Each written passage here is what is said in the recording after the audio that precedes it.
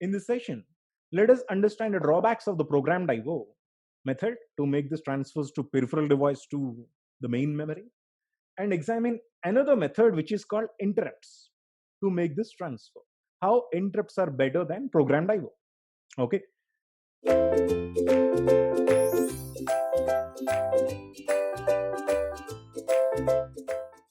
In the programmed IO method, if you can recall, CPU is watching the flags at the end of every instruction execution, right?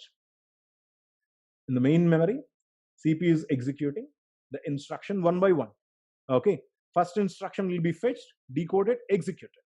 After which second instruction, third instruction, fourth instruction.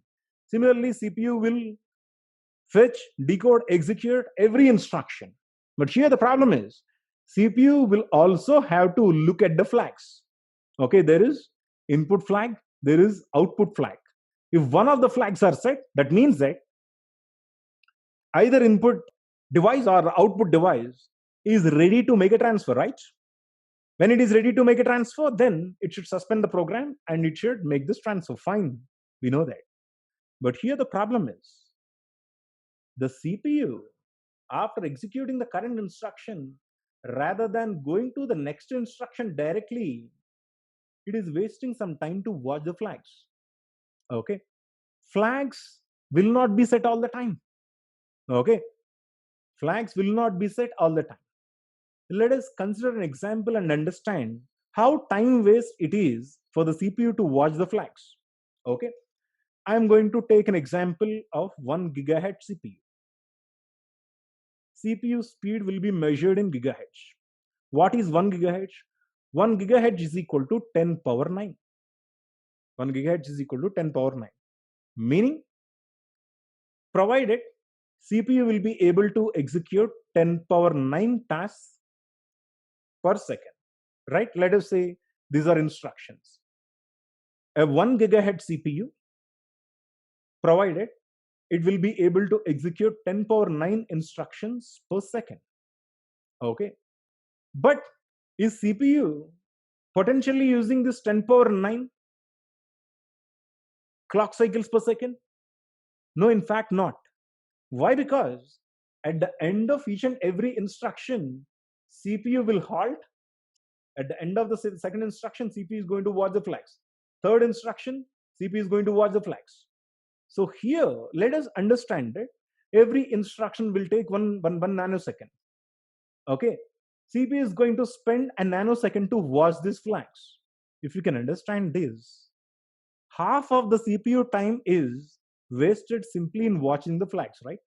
So obviously, CPU, the capability will be reduced to 10 power 9 by 2 because half of the CPU time, every alternate clock cycle is simply being wasted in watching the flags. That's it, right? So here, CPU watching the flags is a pure time waste because flags will not be set all the time. Flags will be set by the user. Okay, consider that you are executing a C program. In C program, you will get a prompt like enter a value for A. Okay, the moment you got this, how much time you require to enter a value for A? Let us take that being a user, the minimum measurement is 1 second. You will take 1 second to enter a value for A, right? During this 1 second, what will happen? During this 1 second, CPU will check the flags for 10 power 9 by 2 times because other half CPU is going to spend in executing the instructions. Remaining half, CPU is checking the flags. Are the flags set all the time? No. Flags are not being set all the time. Flags are being set by the user that are very slow, right? Here, the biggest drawback is CPU is wasting the time to watch these flags, right? But actual CPU's job is not watching the flags. CPU's potential job and productive job is just execute the instruction every time. This is the only job of the CPU. Execute instruction, that's it. You don't know about a program, you don't know about a software, you don't know about any other thing other than executing the instruction. So you engage the CPU in executing the instruction, not in watching the flags. Okay, flag watching business is proven to be a time waste for the CPU, right? That's the reason why what we do is, we will go to another technique called interrupt initiated. In this interrupt initiated technique, we will allow a mediator. There is a mediator, okay? This guy is a mediator. This mediator watches the flags, okay? As a CPU keep on executing the instructions, this mediator is given the job to watch the flags. So CPU will never look at these flags. There is already one guy who can take care of this flag watching business. Now CPU is relieved from the burden of flag watching, so that the total productive time, the potential time of the CPU productively used only for executing the instruction. So here a 1 GHz CPU will be able to execute total 10 power 9 instructions per second if provided, right? Because flag watching business has been taken care by somebody else. This somebody else is going to watch the flags. Whenever there is a flag set, then he is going to send a signal to the CPU, which is called an interrupt. Okay, so this is the scenario. In the interrupt initiated mechanism, a third guy is employed to watch the flags. Hence, CPU is relieved from the burden of watching the flags. This guy keep on watching the flags. Whenever there is a flag set, CPU will be sent a signal which is called an interrupt. CPU will be interrupted. So, whenever CPU gets interrupted, let us say after executing the 23rd instruction, rather, CPU as it is executing 23rd instruction, it gets an interrupt. Let us say it got an interrupt. So now CPU will finish the current instruction, CPU is going to suspend the next instruction, and CPU is going to service this interrupt request. This is called servicing the interrupt. How this is going to happen, let us see. Here, the first thing that you need to understand is, who is this mediator? Already you know that there is an interface.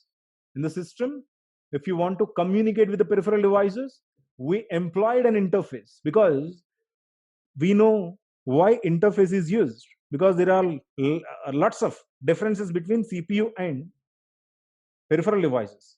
To overcome those difficulties and differences, we used an interface anyhow.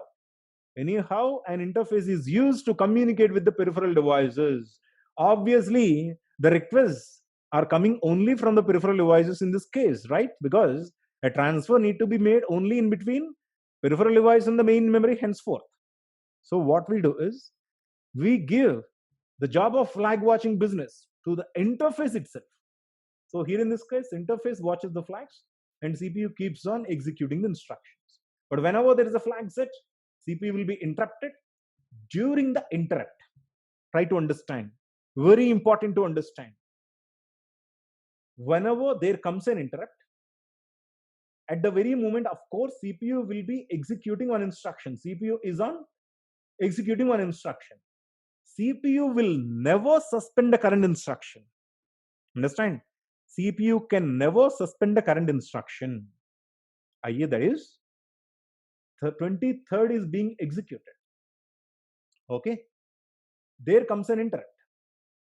But CPU will suspend 23? No, never. Whenever there comes an interrupt, CPU will finish the current instruction and suspend the next instruction. This is the thing happens every time during an interrupt request comes. So when the interface finds that a flag is set, it generates an interrupt request to the CPU. When an interrupt occurs, CPU stops momentarily the task it is doing. That is, the current program will get suspended, but not the current instruction. Current instruction will get executed. And it will branch to the service routine to process the data. We will understand shortly what is branching to the service routine. Okay. Then returns to the task it was performed. Let us understand simply how to do this. Let us see. Okay. CPU is executing 255. During this, it has got an interrupt. But can CPU suspend the current instruction? No, it can't suspend the current instruction. It will execute the current instruction. It is the program counter will get suspended. That is, the next instruction will get suspended. So the program counter will be pushed into the stack. Okay, program counter will be pushed into the stack. After which CPU will execute one IO program. Okay, sir, what is this IO program? Very simple. The thing is, either it is printer or scanner, keyboard, mouse, or any peripheral device will have an IO program loaded in the main memory. Every IO device will have its respective program loaded in the main memory in some location. Okay, if there comes a request from the printer, CPU will have to execute printer's program to make the transfer from printer to main memory, rather main memory to printer. If you want to make a transfer from main memory to printer, CPU will have to execute printer's IO program. This IO program is called service routine. Okay, so during an interrupt, CPU will suspend the next instruction and branches to the corresponding device's service routine. Okay, so let us say the IO routine is available from 11:20 to 11:30. Okay, so as it executes the instructions in between 11:20 to 11:30, the service routine will get executed. The moment service routine gets executed, the transfer from main memory to the printer will get finished. Now, servicing the interrupt is finished. What CPU should do? CPU should switch back to the previous program. CPU should start resuming the previous program which was suspended. Previous program was suspended at 256, right? So how do we know from where we need to start? Just go and pop out of the stack. It is going to give you the previous routine's program counter which was suspended, that was pushed into the stack. This is how interrupt is going to be handled. Okay, so here flags will be watched. Here, as long as CPU is executing any instruction, flags will be watched by the interface. The moment when interface finds out that there is a flag set, CPU will be interrupted. An interrupt signal will be sent to the CPU. Then CPU is going to push the current program counter value into the stack because it is going to show the instruction that is being suspended, the address of the instruction that gets suspended. After which CPU branches to a service routine. What is the service routine? Service routine is the respective IO program of the IO device which actually generates the interrupt. Okay, if printer sends you an interrupt, printer will have to be serviced by executing printer service routine. Similarly, every device will have its respective own service routine loaded into the main memory. This is what interrupt initiated technique is all about, to make a transfer. This is far better than programmed IO because programmed IO wastes a lot of time in which CPU was wasting the time in simply watching the flags. But here, interface will watch the flags. This is called an interrupt. Okay. So once again, look at this. When the interrupt finds the flag set, it generates the interrupt request to CPU. Upon detecting the interrupt, the CPU stops momentarily the task it is doing, branches to the service routine to process the data transfer, and then returns to the task it was performing. Okay. There is something called IEN. Okay, we'll talk about IEN in some time. Okay.